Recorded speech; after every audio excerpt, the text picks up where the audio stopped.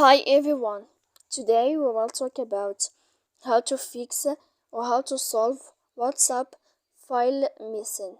To know how to fix WhatsApp file missing, you should just go to settings like this. You will click.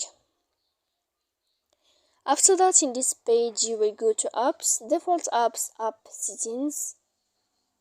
When you will see this list, you will go down to find the application of WhatsApp.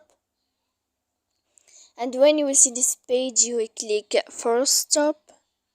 When you will end this, you will enter to storage.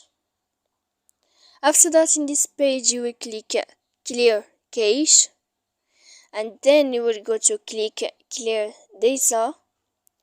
And after all that, you can update your application. So please don't forget to support us by like and subscribe. See you next time.